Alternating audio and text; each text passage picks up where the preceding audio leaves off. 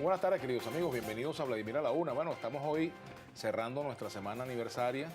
Quiero agradecerle pues a todo el equipo que nos ha acompañado durante este año, a los camarógrafos, a los asistentes, a todo el equipo de apoyo en la producción, encabezada por María Alejandra Nava, la Maracucha, el equipo allá arriba en los controles, el máster con el compañero Paventi, el hombre que dispone de las cámaras, y todo el equipo pues que nos ha acompañado durante este año, que ha sido bueno, un año de mucha felicidad en cuanto al trabajo y también de mucho compañerismo, cordialidad con todo el equipo aquí. Así que bueno, gracias a todos. Bueno, nuestro invitado de hoy, Luis Emilio Rondón, secretario general del partido Un Nuevo Tiempo, quien le damos la bienvenida en la primera media hora del programa. ¿Cómo estás, Luis Emilio? Muchas gracias, Vladimir, por la invitación y felicitaciones por este primer aniversario, que ojalá se multiplique en tiempo y en espacio. Sí, y que no se note. Y a todo el equipo. Y que no se note. No, se nota poco. Que no se note con los años. Bueno, Luis Emilio, claro. La mesa, ¿cómo están las patas de esa mesa? ¿Están flojas? ¿Están ajustadas? No, ¿Le hace falta algunas paticas más?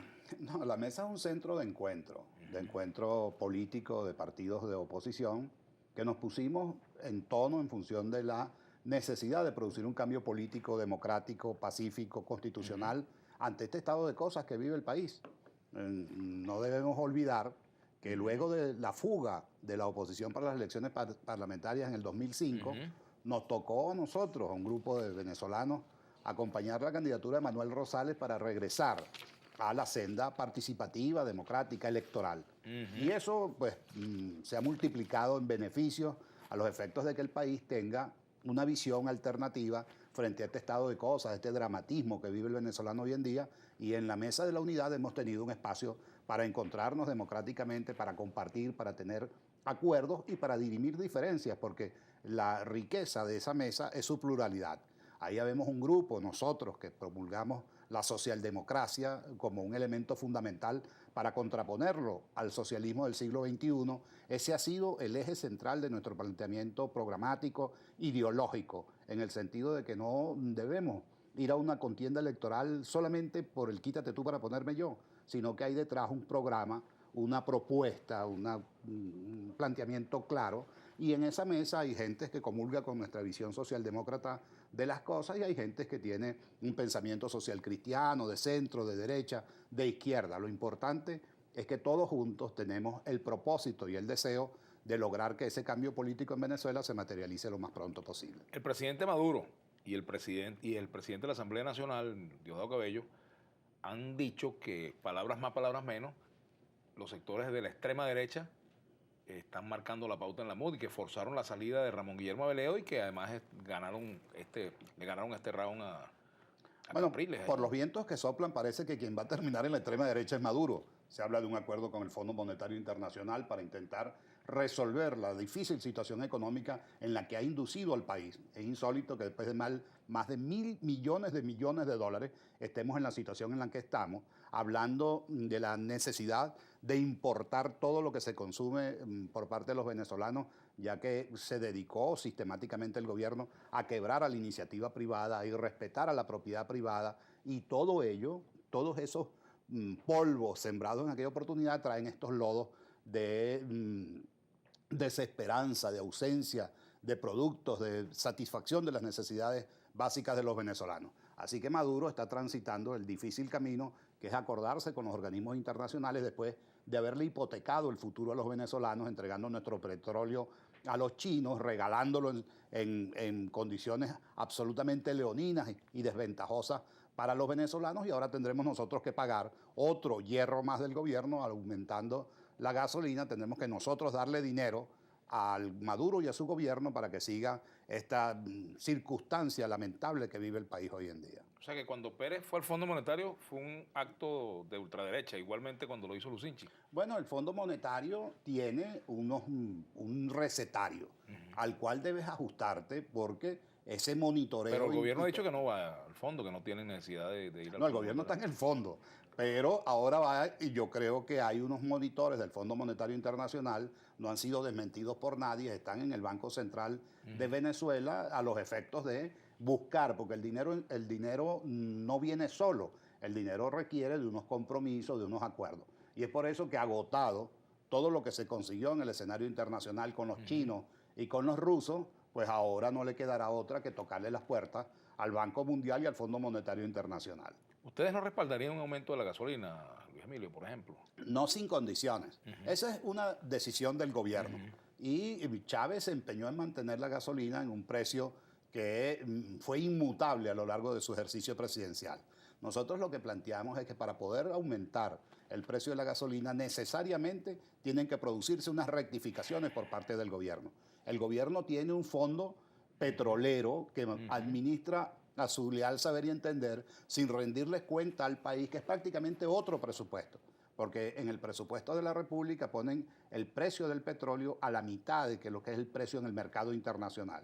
Y todos esos ingresos no le rinden cuenta al país, los han dilapidado en los fondos chinos, en las ayudas internacionales, en el financiamiento de un proyecto político continental y que tiene además ganchos en otras partes del globo terráqueo. No, para nadie es un secreto que es Venezuela quien sostiene económicamente los gobiernos de Bolivia, de Ecuador, buena parte de las repúblicas incipientes del Caribe. Somos nosotros los que pusimos el lomo en el primer default de Argentina y ahora seguramente pondremos nuevamente dinero venezolano para sacar a los Kirchner de otro gazapo económico que han tenido en el manejo de ese país. En consecuencia, nosotros no podemos decirle al presidente que aumente la gasolina sin rendir cuenta de todo lo que ha tenido en su bolsillo y en su cartera y cómo eso ha perjudicado el desarrollo económico del país.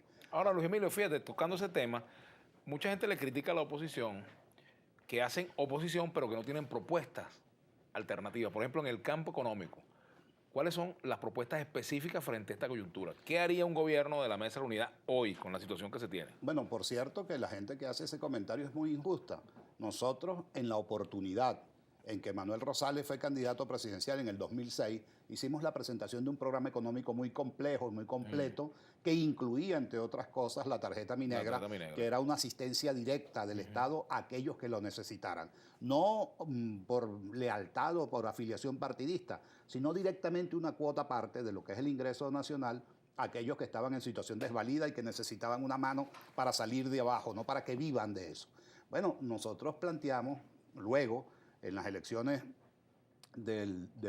presidenciales, donde fue Enrique Capriles candidato, planteamos la necesidad, en primer lugar, de disciplinar el gasto público, de reducir el tamaño del Estado. La burocracia se está comiendo prácticamente todos los recursos del gobierno central en función de un clientelismo desordenado que mantiene el gobierno en buena parte de la estructura pública. Recuerda que cuando Chávez fue candidato en el año 98, decía que 9 ministerios eran suficientes. Ya tenemos casi 40, con los 40 viceministros, con los 40 escoltas, con los 40 carros oficiales, con los aviones, con los barcos, con un elemento de despilfarro que nos obliga a exigirle, en primer lugar, disciplina al Estado para que el Estado pueda predicar con su ejemplo y de esta manera empezar nosotros el proceso de rectificación. En segundo lugar, creemos que debe respetarse la iniciativa privada, como lo dice la Constitución.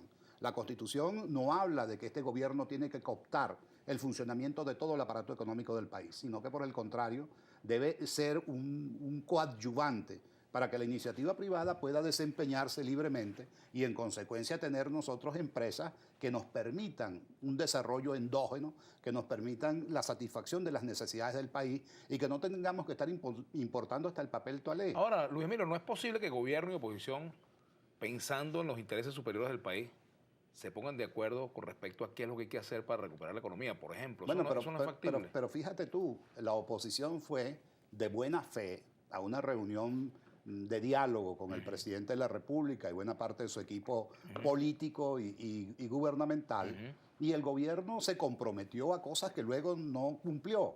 Y ese interés que tenía Maduro en ese momento de sofocar una rebelión popular que tenía en la calle de gente que reclamaba una modificación de lo que es la conducta pública, pues el presidente no cumplió y su equipo que se comprometió a ello no cumplió y la mesa se deterioró severamente. Entonces ellos tienen que restituir la confianza para que nosotros nos sentemos, porque por encima de los intereses de Maduro, de los rojos, del PSV y del chavismo está el país. y por encima de los intereses de la mesa de la oposición está el país. Y nosotros hemos dado demostraciones a lo largo de estos 15 años de estar dispuestos a cooperar para que todos construyamos el futuro que queremos para todos. Pero el gobierno insiste en una consigna, en que este es el socialismo del siglo XXI a la cubana. Pues nosotros no nos vamos a calar esa.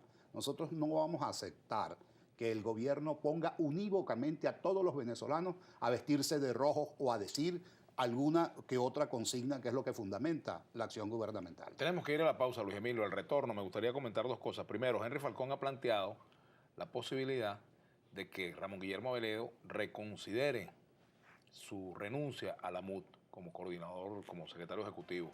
Es un punto. Y el segundo, me gustaría que comentáramos sobre el perfil de de la persona que debería sustituir a Ramón Guillermo Veledo en caso de que no ocurra lo que quiere Henry Falcón. Vamos a la pausa y ya venimos con Luis Emilio Rodríguez.